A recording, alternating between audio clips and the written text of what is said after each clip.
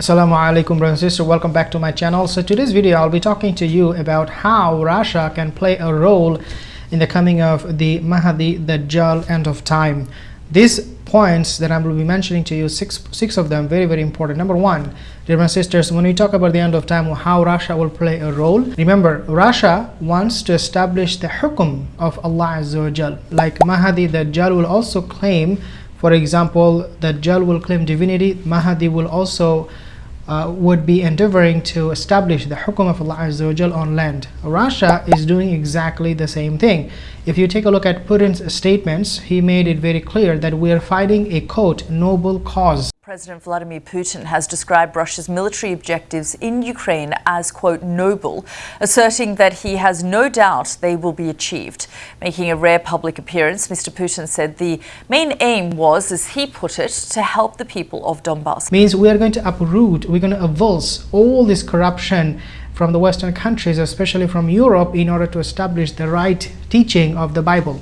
So you find similarity in regards to this between Russia, the Mahdi, and when we talk about the Dajjal, I want to talk a little bit about this. The Dajjal will not only establish the hukum of God, means his own hukum, because he will say, I am Lord, I'm your God, but also he will also convert people to his religion, and there will be a he will incentivize those people, whoever will join him, and he will punish those who will not be joining him. So Dajjal is actually one step ahead of Russia and the Mahdi, but nevertheless Russia does have an important role to play when it comes to the end of time, because their ambition, their direction, their goal, their mission is exactly almost the same as the Mahdi and the Dajjal. Number two, dear brothers and sisters, point that I want to mention to you is that Russia is in important geographical location, as was mentioned in the hadith about end of time.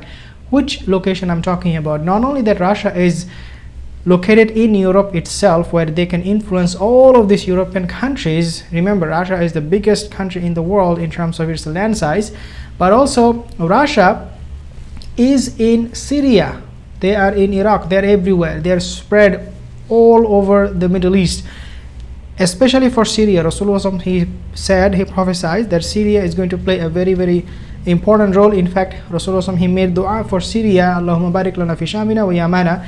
Rasulullah, he made dua for Syria by name.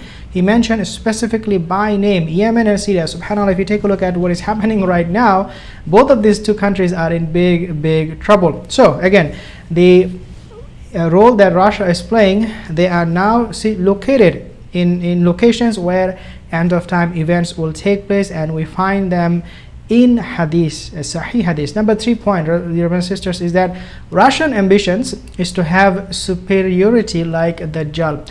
Right now Russia says to NATO that don't come close to us, you are trying to expand your forces, you're trying to expand your imperial ambitions, don't do this.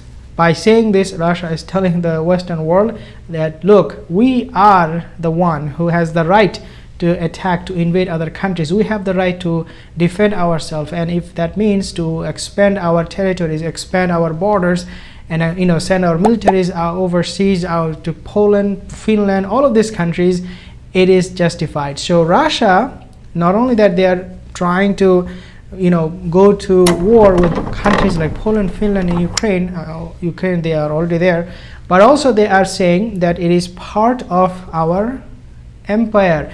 When the great Peter, he fought in the 1800th century, he did not say, I'm going to fight Sweden in order to take back our land. No, he said, I'm going to Sweden because this is already our land. I'm not taking anything from them, I'm taking back. So sorry, again, he did say, I'm going to take it back, not take it back. I apologize for the mistake.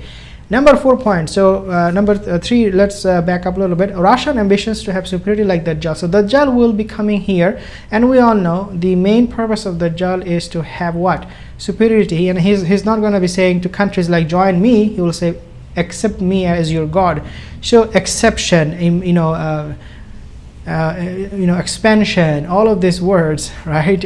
You find both in Dajjal and Russia. So Russia, in that sense, is going to be very, very important when it comes to the end of time and their strategy and their ambition, their goals. Number 4, Russia has nuclear weapon. Dear brothers and sisters, we know in the Quran, Allah subhanahu wa ta'ala mentioned, فَارْتَقِبْ يَوْمَ تَأْتِ السَّمَاءُ دُخَانٌ مُبِينٌ. Allah Azza wa Jal has prophesied and He said, this is something you will see on the sky, cloud, smoke, the mushroom cloud, that's what they call it today, right? This is something that we find very, very interesting in terms of the correlation. Take a look at Russian nuclear weapon. They have over 6,000, I think almost 7,000. One nuclear weapon is really enough to have this kind of prophecies coming true from the Quran, where Allah said, you will see smoke, right? What a nuclear weapon does. When it explodes, we see smoke in the sky. So Russia has the largest number of nuclear weapons, and they have really the ability to fulfill the prophecy from the Quran. So that was number 4, and this is why we say Russia has a lot to do when it comes to end of time. Number 5, my point is that Dajjal is testing his system through Russia. Right now, as I said, and I will say this over and over again, the system that we have, the Western system, countries like all of the countries from NATO, also specifically Canada, US, France, Germany, these are countries, UK, they are following the system of the Dajjal. Whether they know it or not, I do not know, but they're following the system of the Dajjal. Right now they're facing a lot of difficulties, a big challenge actually, from who? From Russia. If Russia can defeat these countries, it means the system of the Dajjal will fail. I said in my other videos, the Western powers are being led by Dajjal, Yahudi, and the Russian power, the Russian Empire, is being led by Russia itself, and they are promoting Christianity. So yeah, the Jew and the Christian, the Yahudi and Nasara, both of them are face to face, are on a collusion course. And Dajjal is going to be testing. He's not going to come down all of a sudden and be like, yeah, we have superiority, over the earth. Let's rule. Let's convert people to my religion. No, he is going to test his system first. If it fails, then he will need to work on it. He will need to, give wasa, whatever. Send his agent, Allahu Alam, whichever way he is going to do it, Allahu Alam. But he is going to be 100% sure before he comes that this system in place is working and that this is something he can rely. So he's going to be testing his system through Russia. Russia is invading and he is watching, Dajjal is alive, just like Isa ibn Maryam, he's alive. Dajjal is observing what is happening. Can my system withstand the force, the power of Russia? If not, then I need to do something about it. I need to change it. I cannot just go and think nobody will be able to defeat me. I still need to test my system. And number 6 point, dear brothers and sisters, which is that Mahdi cannot come unless this whole war will take place. I said previously many times, the coming of the Mahdi, the Dajjal, will not take place under this circumstance. Can you imagine Mahdi is here and US knows it and doesn't do anything? No. They are going to send fighter jets to confront. They're going to send military to confront Mahdi. Allah Azza wa Jal will not send Mahdi in this kind of situation where he will have to deal with these fighter jets, because there is no hadith that we find from the books where it says that Mahdi will be fighting with who? The fighter jets or the Western power. No. So this whole war between Russia and Ukraine, it is going to escalate. If not, then there should be something else that will create the environment for WW3. And I said in my other videos, the reason WW3 will take place basically is because of the need for survival.